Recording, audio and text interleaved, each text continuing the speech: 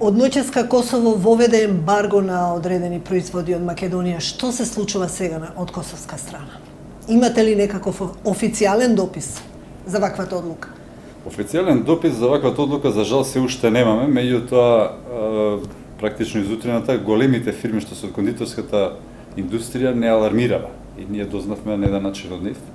За да подоцна преку колегите од Косовската комора и така добиеме официјална информација, влеговме на нивната страна, го добивме линкот и практично од ноќеска од 00 часот е воведена на еден начин забрана за увоз на производи од Македонија во 4 поглавја. Тоа е поглавјето 19 кој се однесува на производи жито, брашно, млеко, односно практично најмногу погодена е тука кондиторската индустрија, потоа е поглавјето 20 кој се однесува на конзервирано овошје, зеленчук и сокови, поглавјето 22 алкохол и вино и поглавјето 24 кој се однесува на тутун и тутунските производи.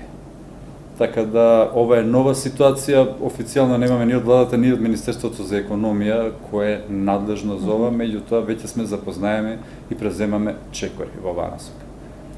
Каква е ситуацијата на терен, какви чекори превземате вие? Што ќе значи ова за производството, за домашното производство?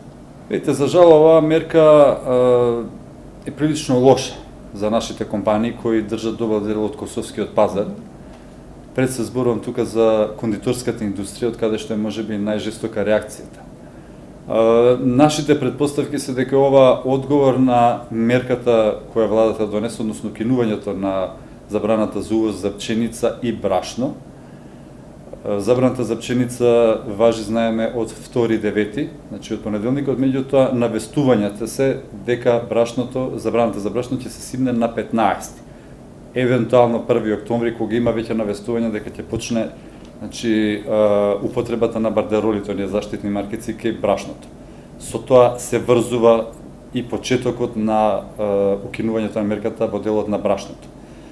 Претпоставуваме дека ова само еден одговор, односно притисок од косовската страна, затоа што голем дел од брашното доаѓа и од Косово. Значи, ако земете процентуално да ги гледате бројките, некаде околу 6% влегува брашно од Косово, така да сметаме дека ова е еден благ притисок или едно предупредување да се симне забраната што побрзо, па во тој случај веројатно ќе се одговори или позитивно, како што имавме претходно еден случај исто со Косово, но 10-15 дена за нашите компании се многу. Ако земете во предвид дека Хрватска по губењето на ЦЕФТА е желна за овие пазари и се бори да се вратат, значи, повторно, да се вратат, значи, ако земем во предвид дека Хрватска после излагањето од ЦЕФТА и влагањето во Европската Унија е желна да се врати на овие пазари, тоа според старите правила не игра Босна тука која си го бара своето место во овие простори, Србија. Сметаме дека не е добро за нас. Каква ќе биде штетата? Нека биде и 15 дена, бидејќи нема ограничување датум, нели? И 10 дена, значи до 15 штетата ќе биде огромна. Значи голем дел од пазарот може да го запоседнат компании од овие земји. Ако тоа се одложи, па биде 1 октомври, веќе ќе биде лошо за нашите компании. Многу лошо. Известени ли се владата, знаат ли, превземаат ли мерки? Па во контакти и со фирмите, а и со луѓе од ресорните министерства со кои соработуваме, знаеме дека владата е известена, дека веќе се информирани што се превзема од таа страна, не знаеме. Ние како комора веќе си превземаме дописи, контакти, алармирање на сите институции, што треба на комората да направи, се ќе направиме, затоа што на еден начин ние ги сме представници на компаниите. Од друга страна, милничарите бараат во делот на брашното, значи да остане забраната до 31 декември. Објаснете што ова значи попрецизно, зошто милничарите бараат да остане таа забрана? Темата со пченицата и со брашното е секогаш актуелна, нели? А особено последниве 3 години, затоа што секој лето на еден начин имавме воведување на оваа заштитна мерка, кога се штитеше домашниот пазар на пченица и брашно со увоз, нели? И оваа година, минатата година беше голема штетата и забраната за брашно, иако беше ветено дека ќе трае дури до март месец оваа година, забраната се симна во делот на брашното во ноември.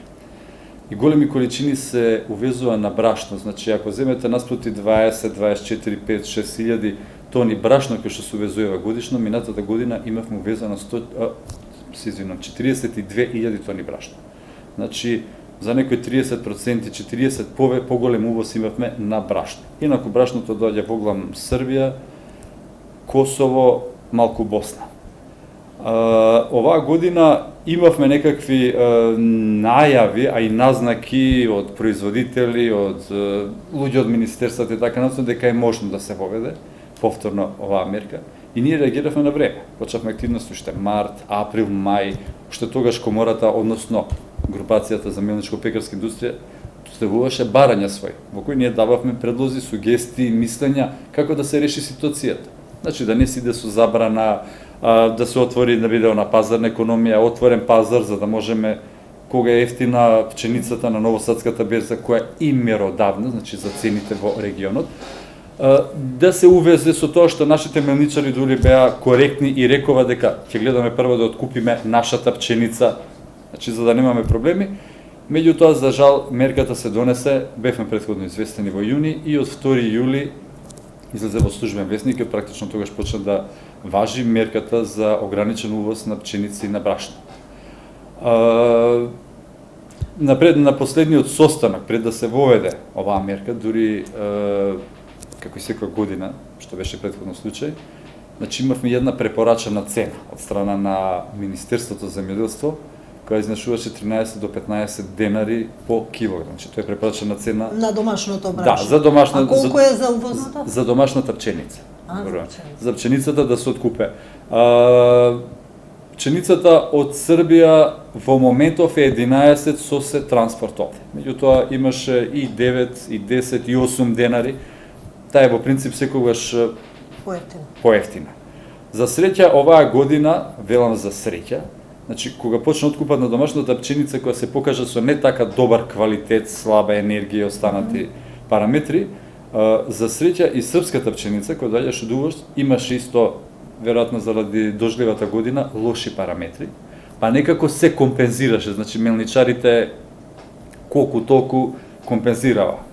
Ако се купе по препорачена цена македонска, во ред и српската поевтина пак е лоша. Меѓутоа, кога се симна забраната, оние поздравија мерката како таква.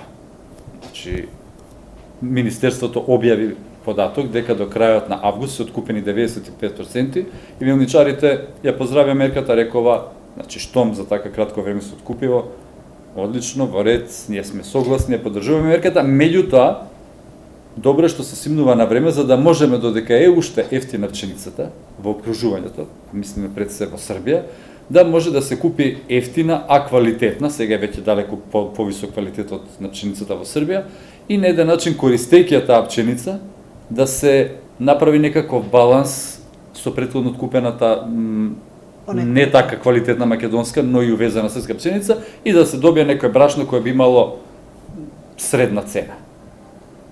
Тоа беше и барањето на минатиот состанок, ние при 3-4 дена имавме состанок со мелничарите, каде што освен тоа побаравме и квотата која согласно Светска трговска организација 80.000 тони на годишно ниво, баравме да не трае само 6 месеци, него да трае во текот на целата година. Тоа би решило дел од нашите проблеми. Значи имате квота во текот на годината, да немаме веќе ограничување мерки, него да може да се откупува и наша пченица, но кога има потреба да се увезе поквалитетна пченица од Новосадската берза, затоа што во спротивно мелничарите апелирава. Доколку не се стимулира од страна на владата разликата, и тоа разликата земена со датумот, официјално го земавме 2.9, кога цената беше со се транспорт 11 денари по килограм, значи владата да помогне да се стимулира разликата од 11 до 13, односно 15 денари, она цена што беше препорачана, да се стимулират мелничарите, во спротивно тие нема да имаат финансиски средства за да ги завршат своите обврски кон производителите. И она што најмногу не сакаат тие, а што го поставива како апел, доколку владата не го стимулира ова, тие апелираат до производителите да дојдат да се земат пшеницата назад, затоа што не се во можност, согласно законските обврски прво, а и склучените договори со производителите, да ја исплатат пшеницата, што е услов од купена и платена пшеница до крај на година за лиценца од купувач за наредната 2014 година. Што ова ќе значи сега укинувањето на забраната на 15-ти? Забраната на втори, значи прво што е за пшеницата, иако е малку задоцнета, сепак ја поздравива.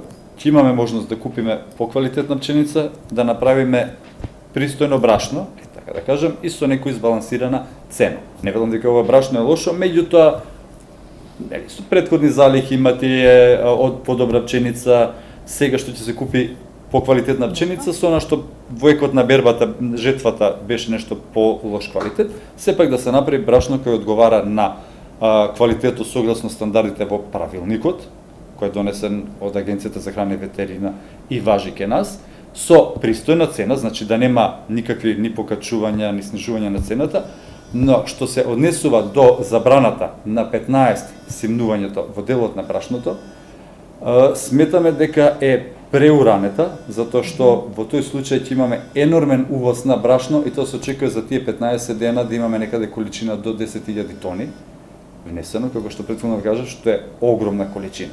Во тој случај, наспроти увезеното ефтино брашно од Србија, делумно од Косово, нашето брашно ќе биде далеку поскапо, ќе бидеме далеку понеконкурентни. Во тој случај мелничарите веќе имаат проблем. Минатата година во домашните силоси остана некаде околу 30.000